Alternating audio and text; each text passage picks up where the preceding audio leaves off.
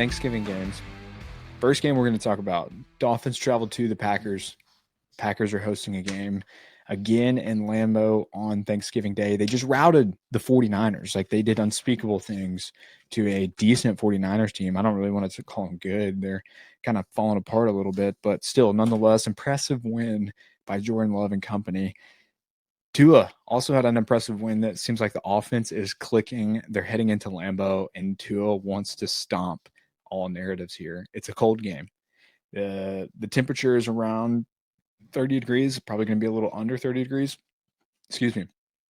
Tua has played in 40-degree temperatures or colder 4 times with the Dolphins.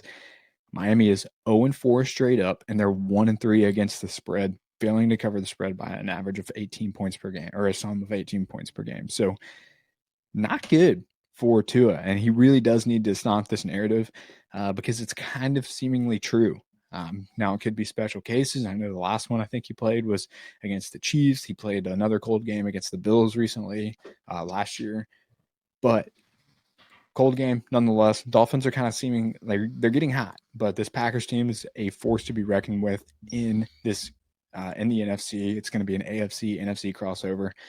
Before I get into any of the numbers, Beej, you like the Dolphins here to come into Lambeau and win. I like the Packers. The model has it 23-19 in favor of the Packers, but the Packers are only 3.5-point favorites.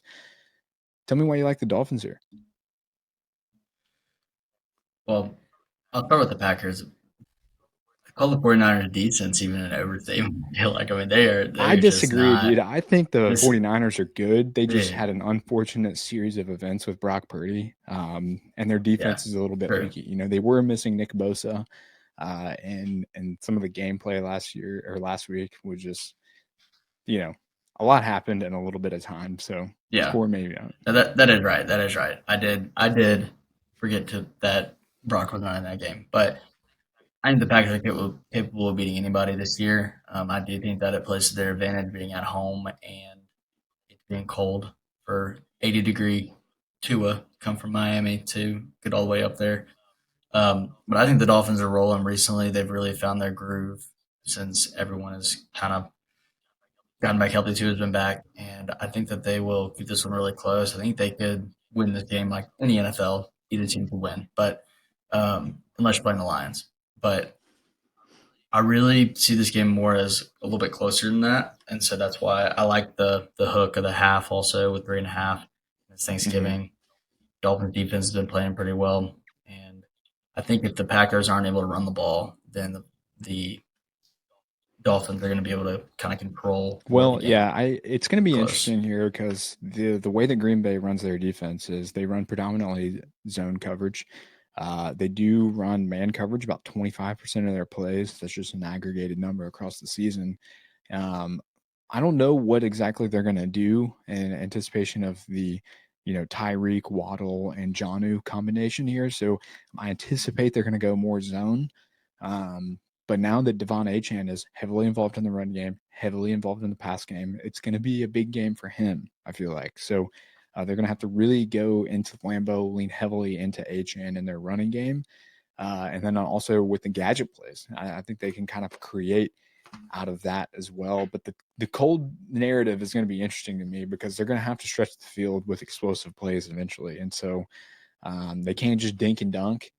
Maybe they can't, but in theory, they can't just dink and dunk their way into winning this game. They're going to have to make explosive plays. And so we saw Jalen Waddle really, step his game up for this year. We always knew he was good, but this year he's had a down year.